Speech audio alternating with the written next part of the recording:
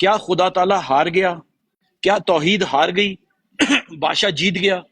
جب حضرت ابراہیم علیہ السلام نے بادشاہ کے سامنے جا کے کہا کہ میرا خدا مشرق سے سورج نکالتا ہے اور مغرب میں غروب کرتا ہے، کیا حضرت ابراہیم علیہ السلام نے بادشاہ کو سورج دوسری طرف سے طلوع کر کے اپنی دعاؤں کے ساتھ اپنا خدا ثابت کر دیا؟ ایک منٹ ہم یہاں پر بیٹھ کر جو مناظرہ کر رہے ہیں، ہم کو شرم آنی چاہیے۔ بتاؤں میں کیوں؟ سب کو، میں اپنے آپ کو بھی انکلوڈ کر رہا ہوں۔ اگر کوئی ملحد آپ سے آ کے یہ کہے کہ اسلام میں ایک تعلیم موجود ہے، نماز استسقاء سکھائی گئی ہے، جاؤ ان ممالک میں مسلمانوں نماز استسقاء پڑھو، بارش کرو، جب بارش ہوگی تو اس کا مطلب من و سلوہ نازل ہونا شروع ہو گیا۔ کیوں؟ کیونکہ وہاں پر ہریالی آ گئی۔ اب مجھے یہ بتائیں کہ ذرا سوچ کر دیکھیں کہ اسلام ہے کیا؟ ہم اس ڈیزائن کے خلاف باتیں کر رہے ہیں جو ڈیزائن اسلام بتا ہی نہیں رہا۔ جب میں نے عدالت کی بات کی تو میں نے یہ کہا کہ اگر معجزات ہوتے ہوں تو عدالتی نظام کیسے قائم ہوگا؟ وہ جو قاضی، جو جج آیا ہے، اگر ایک مجرم اپنا معجزہ کر کے، کارنامہ کر کے چلا جائے تو عدالتی نظام کا فائدہ کیا ہے؟ اس سے صاف پتہ یہ چل رہا ہے کہ ہم اس بات پر بحث کر رہے ہیں کہ جو کہ اسلام یا وہ ڈیزائن ہی نہیں بتا رہا۔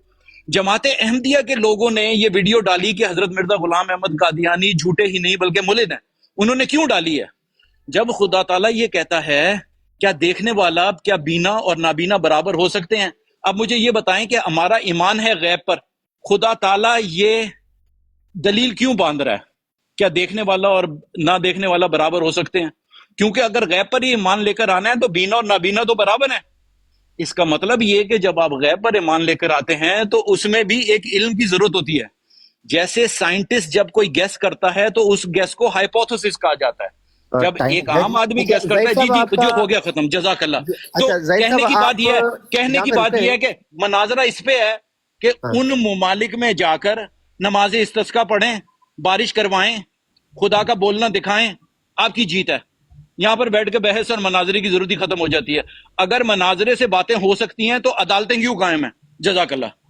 ٹھیک ہے۔ اچھا ظہیر صاحب، آپ کو عامر حق صاحب نے دعوت دی ہے گفتگو کی، اگر آپ ولنگ ہیں تو ہم 1 on 1 جو ہے وہ 2 منٹ کے سیگمنٹس جو ہے وہ رکھ لیتے ہیں۔ 2 منٹ میرے لگا دیں، ان کو چھوڑ دیں، آپ میوٹ کر لیں، میرا ٹائم لگا دیں، وہ میں ڈیل کرنے لگا اپنے 2 منٹ میں۔ اس کا میں ابھی جواب دے دیتا ہوں۔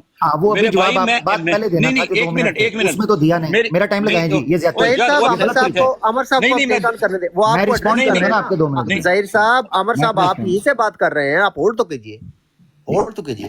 جی عامر صاحب گفتگو کیجئے ان کے ساتھ۔ بہت شکریہ۔ افضل بھائی اینڈ میں یہ کہتے ہیں کہ جی مناظرے کرنے کا کوئی فائدہ نہیں۔ یہ مرزا مسرور صاحب کا بھی خطبہ ہے، کہتے ہیں مولوی ہمیں چھوڑتے کیوں نہیں تاکہ ہم مناظرے کریں اور پچھاڑ کے رکھ دیں۔ وہ مرزا مسرور صاحب سے زیادہ سیانے ہیں، وہ جماعت کے خلیفہ ہیں، ان کو اتار کے آپ کو بٹھا دیں ظہیر بھائی۔ ہاں جی، ایک کہتے ہیں نماز استسقاء پڑھو، تو تسی افریقہ چ کی کیتا ہے؟ وہ آپ کے خلیفہ کہہ رہے ہیں ہم سے مناظرے کریں، یہ کہتے ہیں مناظرہ کیوں کرنا ہے؟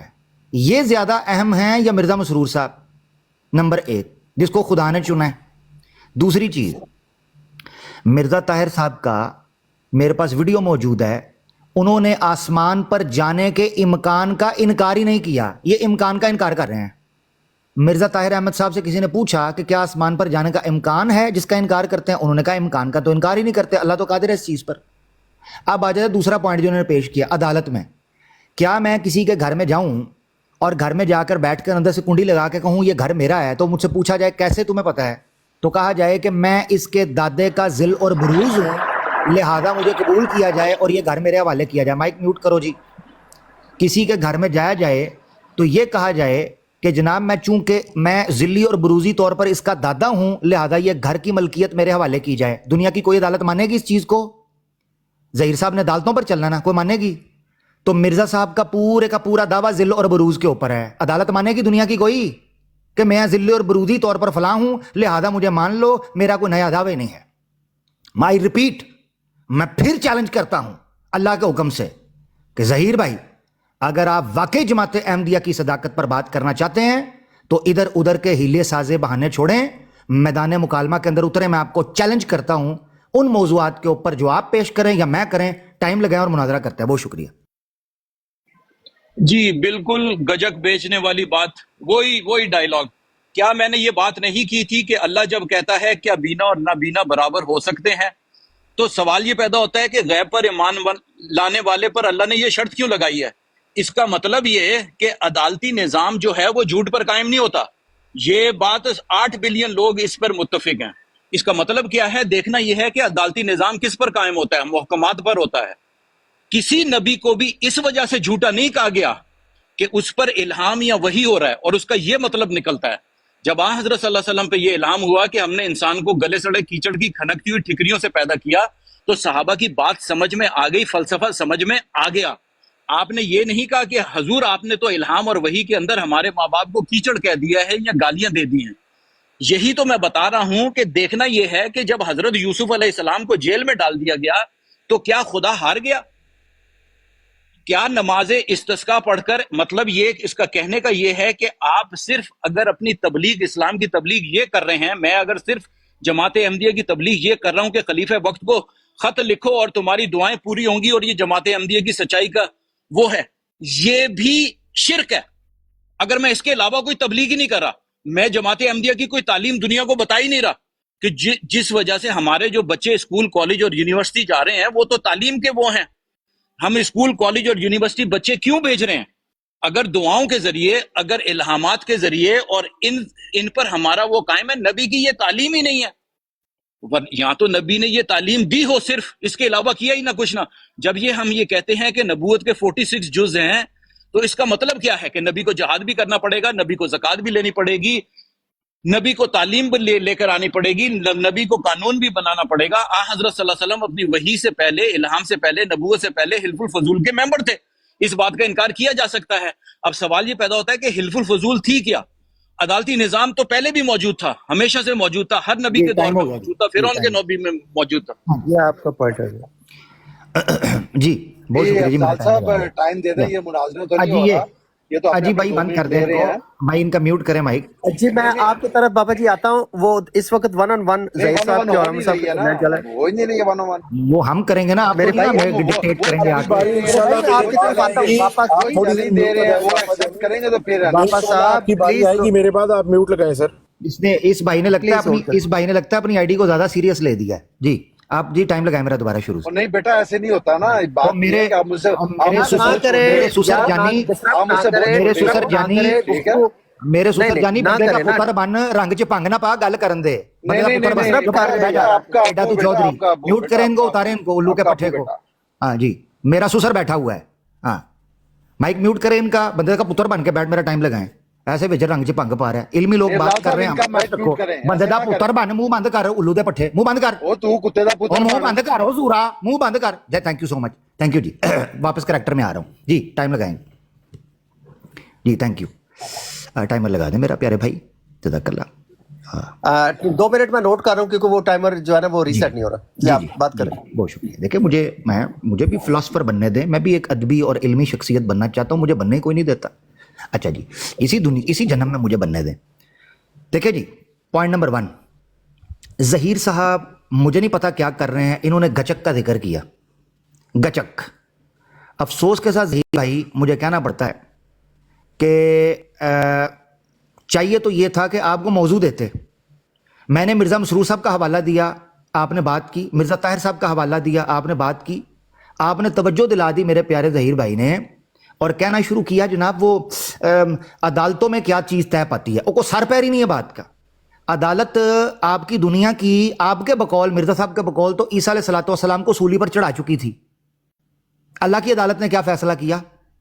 اے آپ دنیا کی عدالتوں پر چلتے ہیں. دنیا کی عدالتوں پر چلنا ہے تو ذل اور بروز کا عقیدہ ایک سیکنڈ نہیں چلے گا. انہوں نے کہنا عدالت کا قیمتی وقت ضائع نہ کریں، چک کے لا جاؤ انہوں اس عقیدے کو. یہ جو ذل اور بروز کا عقیدہ ہے، یا تو کہیں کسی عدالت میں پیش کر سکتے ہیں. آئیں کسی دلیل کے اوپر آ کر بات کریں، کسی موضوع پر بات کریں، ہمیں پتہ چلے کہ وہ بات بنتی دکھائی دے رہی ہے. ٹھیک ہے، حضرت یوسف فلانا قانون، اور بھائی دنیا کا کوئی بھی قانون ہو، آپ چاہتے ہیں عیسیٰ علیہ الصلوۃ والسلام کی حیات اور وفات کا عقیدہ ہم امکانی طور پر ثابت کریں؟ مرزا طاہر صاحب نے یہ بات کی ہوئی ہے کہ امکانی طور پر ممکن ہے. آئیں اس کی سائنٹیفک چیزوں کے اوپر بات کر لیتے. مرزا صاحب کی صداقت پر بات کرنی ہے، آئیں مرزا صاحب کا دعویٰ پیش کرتا ہوں، آئیں اس کی صداقت پر بات کریں. بھی جماعت احمدیہ نے کبھی جماعت احمدیہ کی صداقت پر بات کرنی بھی ہے یا کوئی نہیں کرنی ہے؟ ظہیر صاحب بتائیں تو صحیح نا، کسی کنارے لگائیں، آپ تو موضوع ہی چوز نہیں کر رہے۔ اب اس کے بعد آپ دوبارہ اگر وہی ریپیٹ کرتے ہیں تو پھر میں آپ کے ہی پیٹرن پر چل کر وہ چیزوں کا جواب دوں گا جو آپ بولیں گے، پھر اسی کا نام ہم مناظرہ رکھیں گے۔ جی ظہیر صاحب پلیز اوور ٹو یو۔ وہ بھائی دوبارہ میں اس طرف آتا ہوں، جب خدا تعالیٰ کہتا ہے کہ بینا اور نابینا برابر ہو سکتے ہیں، غیب پر ایمان لے کر آئے ہیں، خدا تعالیٰ یہ شرط کیوں لگا رہا ہے؟ اس کا مطلب یہ ہے کہ غیب پر ایمان لانے کے لیے بھی کچھ شرائط ہوتی ہیں، اور دنیا ان کو بخوبی جانتی ہے۔ جو فلسفہ ہے نا، وہ ساری دنیا 8 بلین ایک طرح سمجھتی ہے۔ آپ بات کر رہے ہیں ذل اور بزرگ کی، قرآن تو بذات خود ذل ہے۔ کیا اللہ کی کتاب ہو سکتی ہے؟ کیا خدا تعالیٰ شام کی چائے کے ساتھ کتابیں پڑھتا ہے؟ کیا خدا کے پاس کتابوں کی لائبریری ہے؟ قرآن تو بذات خود ذلی کتاب ہے۔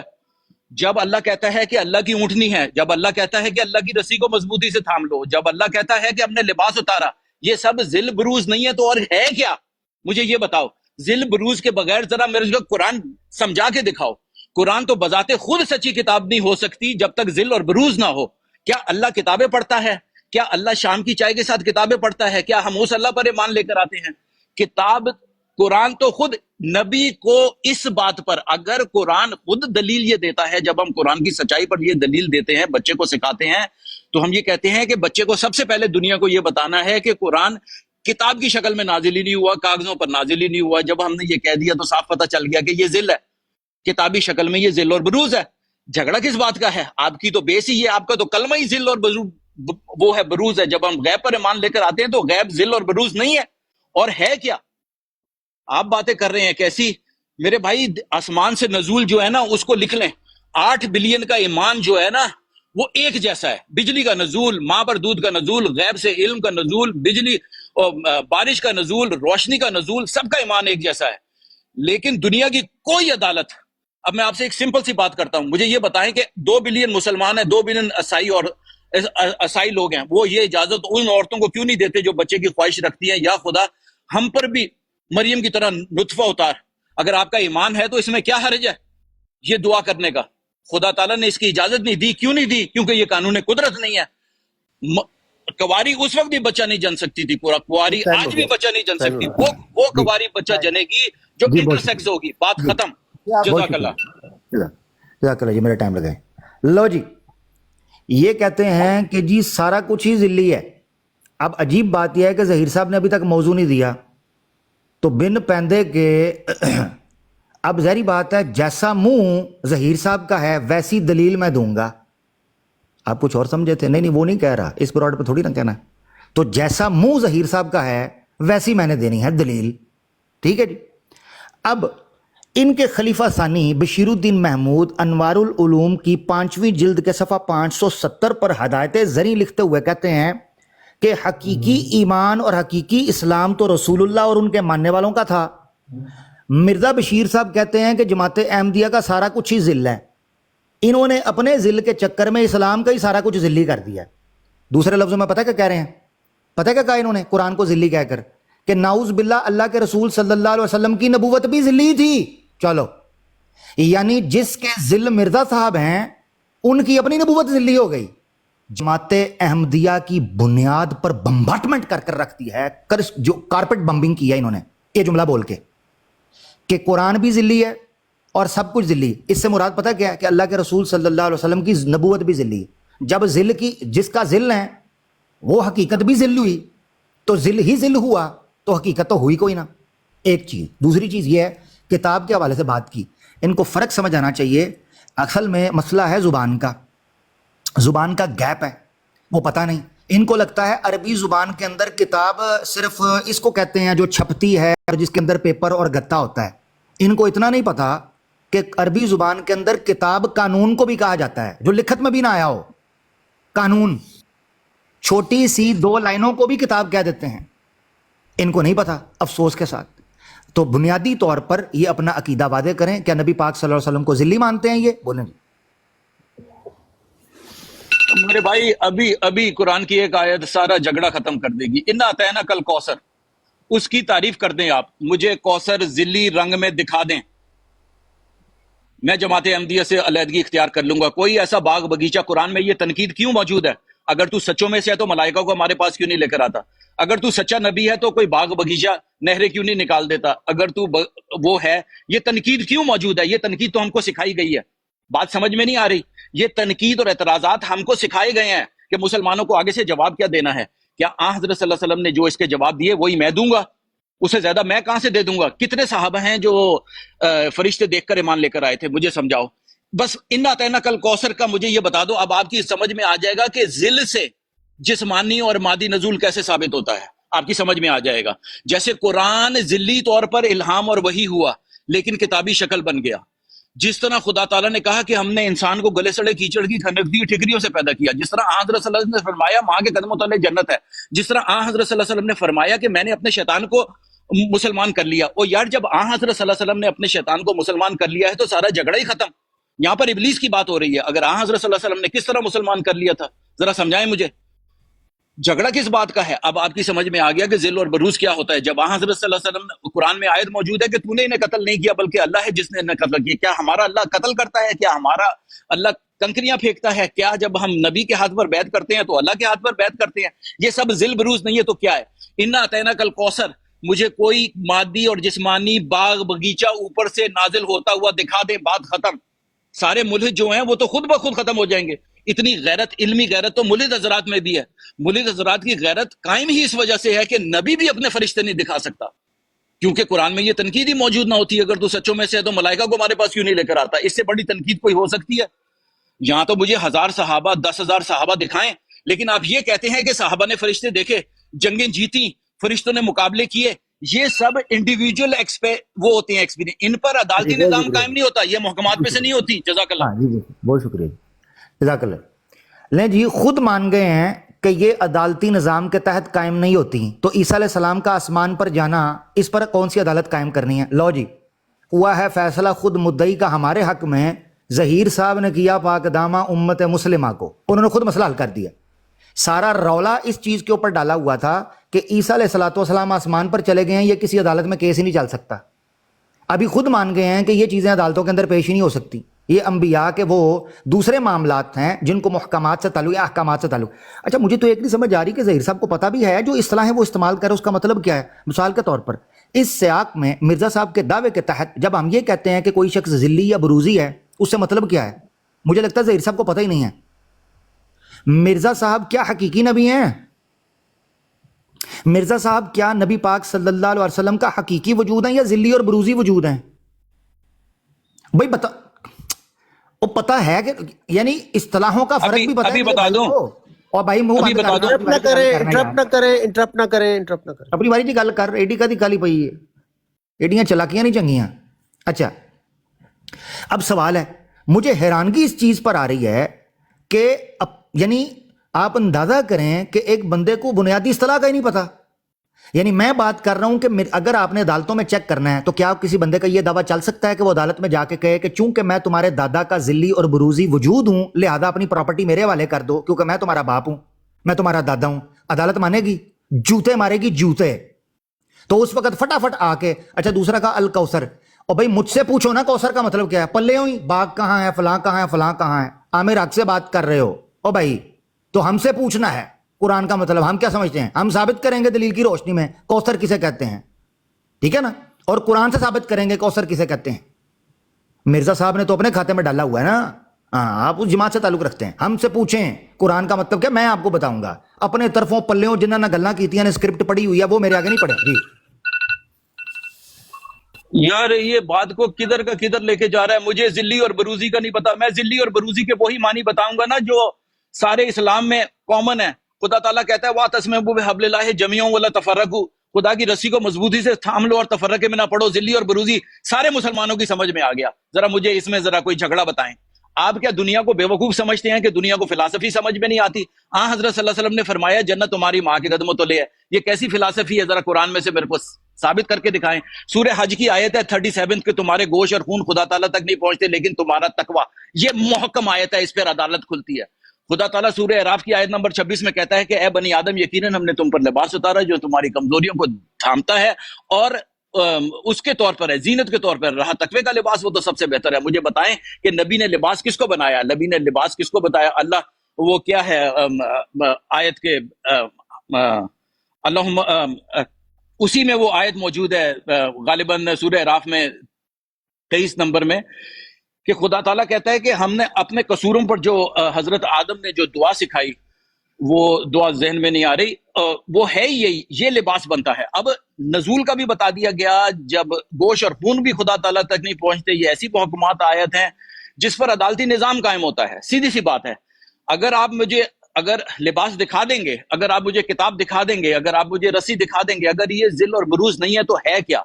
اب میری سمجھ میں نہیں آیا ذل اور بروز۔ خدا تعالیٰ نے صاف کہہ دیا کہ تمہارے گوشت اور خون خدا تعالیٰ تک نہیں پہنچتے، لیکن تمہارا تقویٰ۔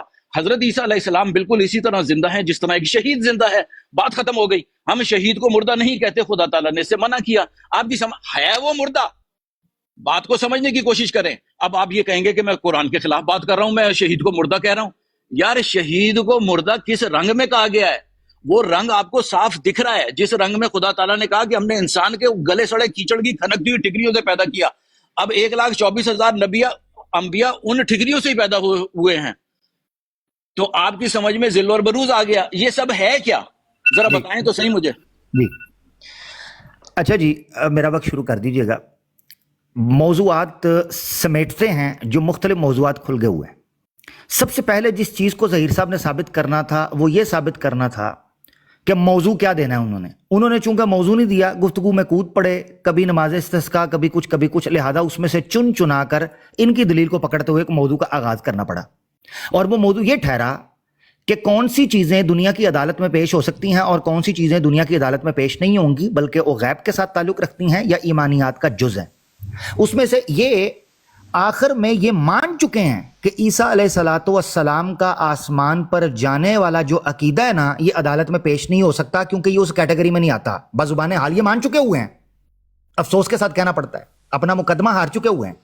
اب توجہ جس چیز پر کرنی ہے وہ یہ، انہوں نے کہا جی یہ کوئی مسئلہ ہی نہیں ہے عدالت کے اندر، تو یہ کوئی مسئلہ ہی نہیں بن سکتا، یہ سارا کچھ ایزی چلتا ہے۔ دیکھو جی مرزا صاحب کیا کہتے ہیں غیر حقیقی طور پر کسی لفظ کو استعمال کرنا لغت کے عام معنوں کے لحاظ سے بول چال میں کوئی کفر کی بات نہیں ہے، مگر میں اس کو بھی پسند نہیں کرتا کہ اس میں عام مسلمانوں کو دھوکہ لگ جانے کا احتمال ہے۔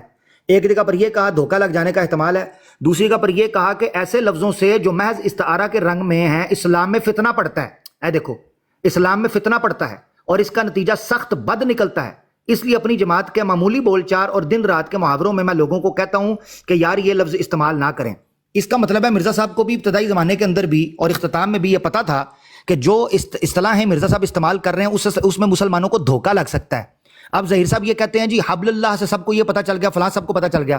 یہ بولے نا مجھے کہ اس کی تعبیر کیا حقیقت کے استعارے کے علاوہ کوئی ہو سکتی ہے یا نہیں ہو سکتی، ہو سکتی ہے یا نہیں، یہ کہیں۔ مثال کے طور پر علم البلاغہ کے اندر حقیقت اور مجاز کے استعمال کی چیزیں بیان کی گئی ہیں۔ افسوس کے ساتھ ظہیر صاحب کو ان کا نہیں پتا۔ کوئی بندہ یہ کہتا ہے کہ میں ذلی اور بروزی طور پہ محمد ہوں، اس کو نص قطعی دینی ہے، عقیدہ ہے، فرق سمجھے۔ بہت شکریہ، میں بیان کرتا ہوں اصل مطلب۔ ربنا ظلمنا انفسنا وان لم تغفر لنا وترحمنا لنکونن من الخاسرین، یہ لباس بنتا ہے۔ جس طرح یہ لباس بنا ہے نا، اسی طرح سارے کا سارا قرآن لباس بنے گا۔ سیدھی سی بات ہے۔